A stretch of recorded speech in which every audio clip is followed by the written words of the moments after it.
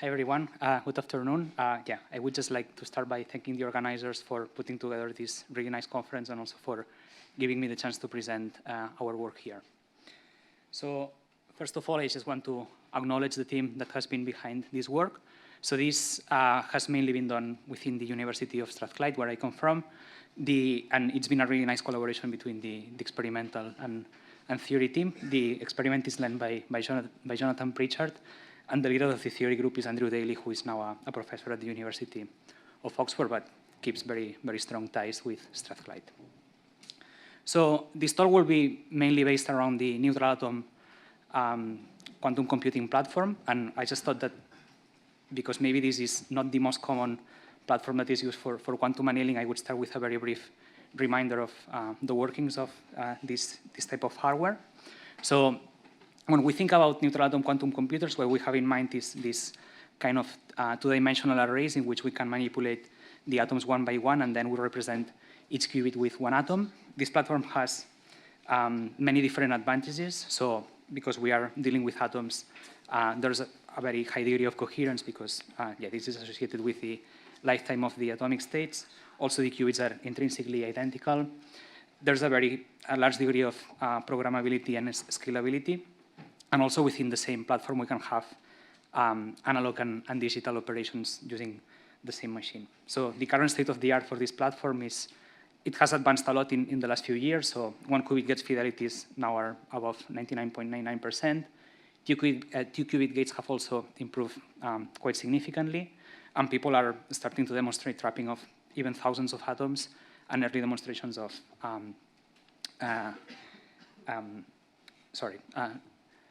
logic encoding of logical qubits for quantum error correction.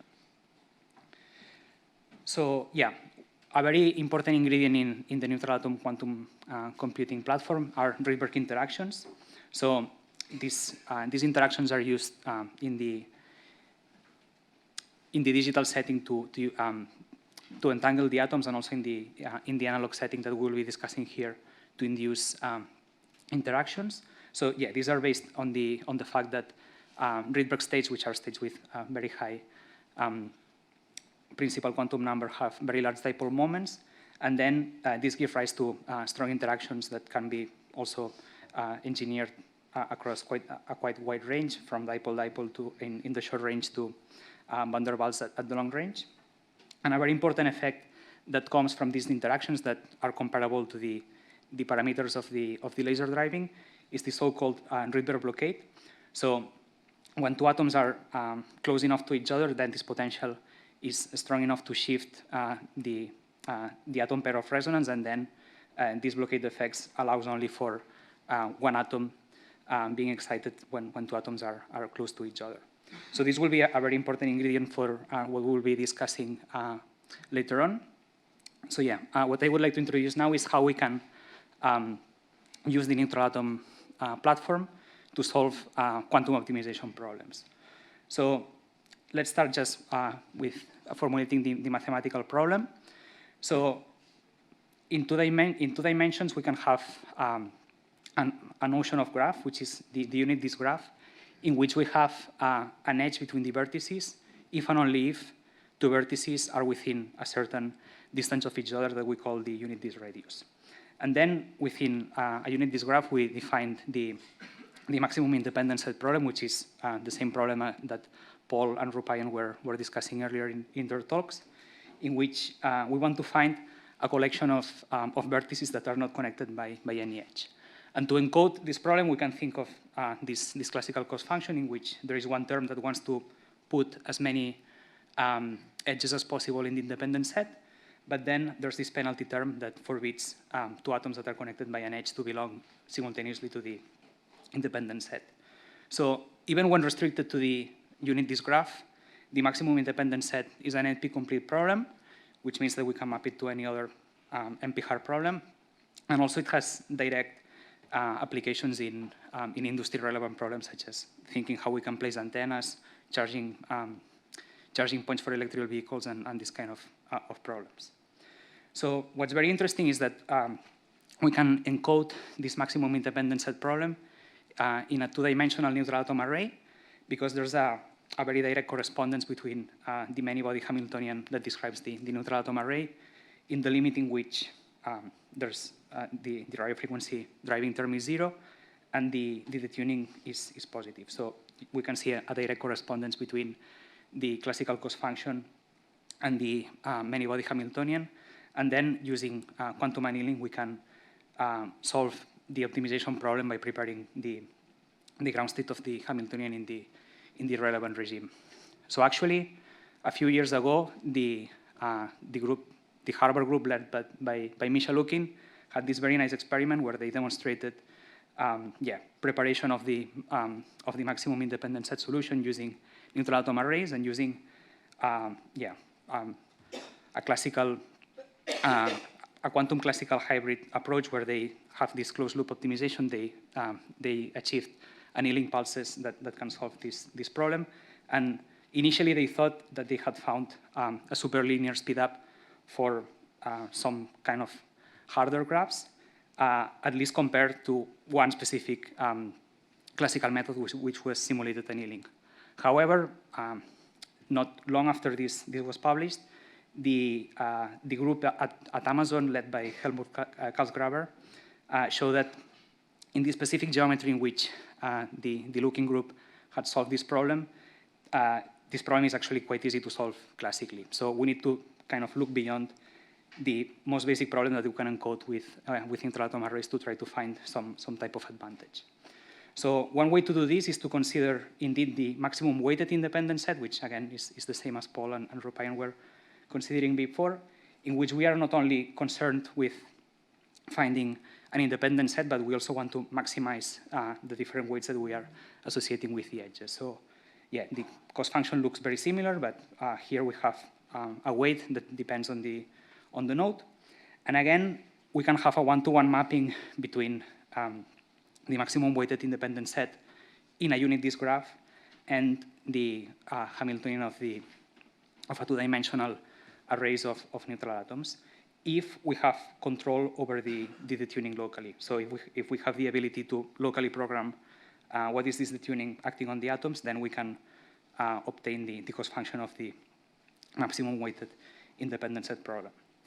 So this is interesting not only because we can kind of extend the optimization problems that we could encode with the unweighted version of the problem, but also because in recent years people have come up with explicit mappings between the maximum weighted independent problem in a unit disk graph and other more general optimization problems. So in particular, we can do things like the MWIS problem in graphs with completely arbitrary connectivity.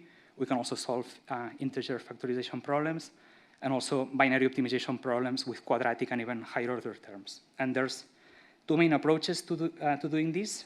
This one here is based on a modular encoding in gadgets that allow the logical qubits to cross with or without interacting. And then there's this other approach led by the people in Innsbruck, which is based in the parity encoding. So yeah, this is the main motivation why we are interested in solving this maximum weighted independent set in a unit disk graph, which is the problem that we can natively encode in a neutral atom array.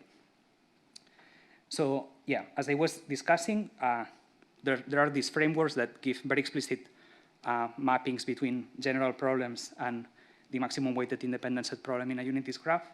But this comes with a drawback, which is that for completely general problems, there can be an overhead of up to 4 n to the square physical qubits to encode a problem with n logical variables. This may not sound like a lot, but say that you want to encode a problem with 100 variables, suddenly you need 40,000 atoms, which is actually not within reach for the current hardware. So in cases where the graph is a bit more sparse and we don't need to completely connect all the logical variables kind of in an all-to-all fashion, people have thought about using this kind of long-range connectors that they called quantum wires. And previously, people had thought about this in the context of the unweighted maximum independent set problem. So what we want to do here is to extend this approach for connecting logical variables in more sparse graph, not only to the unweighted maximum independent set problem, but also to weighted problems to be able to solve a more general class of optimization problems in which potentially a neutral atom quantum computer could help and give an advantage. So the basic working of our approach is shown schematically in this figure. So this approach allows to encode MWIS problems in non-unit disk graphs and also quadratic unconstrained binary optimization problems. In both cases, we start with the logical problem. We come up with an encoding in a neutral atom array, which is an MWIS problem in a unit disk graph. And then, using quantum annealing, we find the solution in the embedded graph, and then we map back into the solution. And then, within the quantum processing unit, internally, what we are doing is we are doing this annealing process that was recently demonstrated in the group led by Jonathan Pritchard, in which they have access to two different light fields. So there's a global laser field that controls a global detuning for the atoms, and then using a special late modulator, they are also able to induce local detunings to the atoms that realize the weights of the maximum weighted independent set problem. So this is the kind of workflow of the ideas that we'll be implementing here. So how do these quantum wires work? So let's start by considering the maximum weighted independent set problem. So essentially what we want to do is take a logic, so just for simplicity, let's consider only a problem with two logical variables. What we want to do is take this problem that is localized in space and where the atoms are close, and be able to have a delocalized edge between these vertices. So if we introduce these quantum wires that are chains, essentially they are one-dimensional chains of atoms that fulfill the Rydberg-blockade condition, they have to be an even number of pair of atoms. So here, if we choose appropriately the weight of these atoms that are forming the chain, we are able to preserve the logical structure, the logical spectrum of the problem, and introduce only a constant energy offset.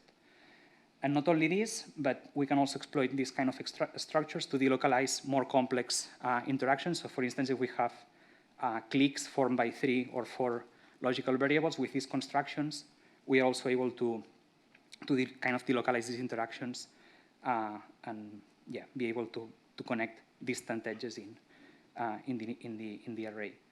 And if these wires need to cross because there's not enough available space,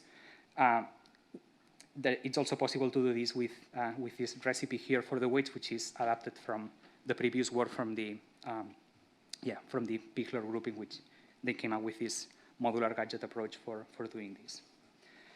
So now we can show some examples of how this would be done. So this is the logical problem that we are considering, a non-unit disk maximum weighted independent set problem.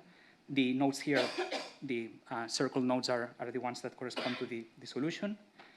If we just use the modular approach based on gadgets that I was describing before, this is done using this open software package that is available at the QRA website. We arrive at an encoding that necessitates more than 200 atoms to encode a problem that has 10 logical variables. But with the wire approach, just by rearranging in somehow a heuristic way, but it's possible to do at least for small graphs, we are able to reduce the atom count from 200 to 20 atoms using this approach that is kind of tailored to sparse problems. And here, for instance, this red wire here represents this clique interaction between these 3 nodes here and so on. So this is not just a theoretical idea, but also in recent results in John Pritchard's group, they have been able to demonstrate experimentally that they can arrive at solutions of the logical MWIS problem doing this. They can even do it just with the raw data, but doing some classical post-processing, they are even able to increase quite significantly the probability of observing the correct solution. So yeah, these are some example results for the MWIS problem. As I said earlier, these quantum wires can be used not only to encode the maximum weighted independent set problem, but also the QUBO problem. We can think of the QUBO problem, at least in the classical sense, as a maximum weighted independent set problem with kind of a softer interaction penalty. So here, the interaction term doesn't necessarily have to forbid edges that are connected to belong to the solution.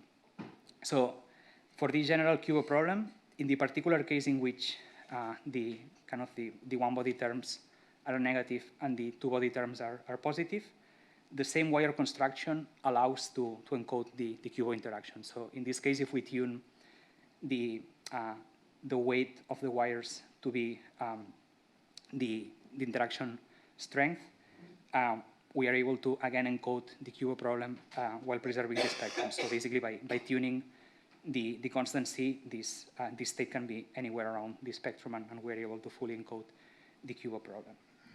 So yeah, again, the experimental team were able to demonstrate a solution of the QUBO problem with this approach.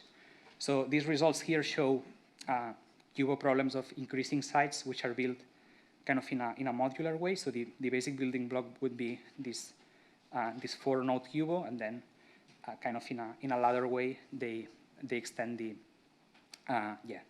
size of the problem. And for problems of increasing size, they are able to show that quantum annealing leads to the correct solution. And finally, the last example that they demonstrated was this all-to-all connected QUBO, in which, it's a problem with 4 variables, and there's connections between all the edges. And in this case, because of the limited availability of space, it is necessary to introduce the gadget to cross the wires that I described before. So even in this problem that requires significantly more atoms, so in this case, the encoding requires 28 atoms, they were able to show a significant probability to obtain the correct solution, even though in this case, it becomes essential to do classical post-processing. Otherwise, it's harder to find the solution here. So these are all the results that I wanted to present today. In conclusion, I think neutral atoms are a scalable and versatile platform for digital quantum computing. We haven't really discussed, but it definitely is, and also hopefully for analog protocols. We are able to encode problems that are in general NP hard in this platform and solve them using annealing protocols. By going to weighted problems, we are able to have richer possibilities, and in particular, the quantum wires that we have proposed can offer advantageous scaling in the case where we don't really need to create all-to-all connections between the qubits. The outlook for future work would be being able to extend these annealing problems experimentally to bigger and bigger graphs. Also, kind of make the use of wires for embedding more systematic. So all the examples that we have so far are a bit heuristic, and we have had to work out by hand how to do the encodings, but it would be nice to kind of automate this a bit more. And also, another interesting direction is to apply graph reduction techniques to identify hard problem instances in which we can take a problem that is generally hard and then reduce it to a core that can be encoded efficiently in a quantum computer, and then hopefully find an advantage by using this quantum procedure. So this is all I wanted to say today. Thank you all very much for your attention.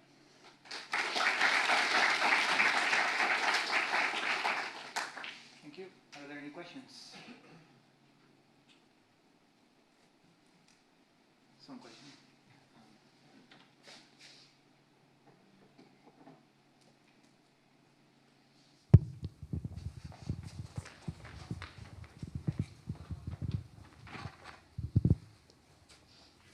Thank you. Probably you have already said it, but what kind of graphs are mostly suitable for these techniques compared to gadgets? So if you were to like describe in which situations you would prefer using gadgets and in which ones you would prefer using quantum wires, what would be the answer? Yeah, so I think it's a bit hard to make a quantitative statement, but the general idea would be when you have a lot of connectivity in your graph beyond unit disk, you would need to use the gadgets because you need to create a lot of long-range connections, and then if you do this only with wires, it becomes complicated quickly, and the gadgets really give you a very systematic approach. But then, in cases where this would be an example here, so in cases where you can really represent your graph with lots of unit disk connections, and then only a few really need to be long range. In these cases is when you could find an advantage in the wires because you don't need to rely on all this, the general scheme. Any other questions? So to preserve the spectrum of your problem, is there a specific way in which you choose the configuration of your wires to guarantee that the spectrum is preserved? Yes, so there's two conditions. One is that the wires need to have, they need to have even length. So you cannot use wires with odd length because then, yeah, well, you need some freedom for the domain wall to move around the wires. And then you also need to choose the weight appropriately. So in the case of MWIS, you need to make sure that basically that this term here is bigger than 0. So the weight has to be larger than the sum of the weights of the logical problems. And yeah, there's different recipes for the other types of connectivities that you want to achieve. And then for the QUBO problem, you have to choose the weight equal to the interaction that you're encoding. Okay. Are these conditions sufficient to guarantee that you've preserved the... Yes. Yeah. Okay. Thanks. Anyone last minute question? Okay, otherwise let's thank Gerard again.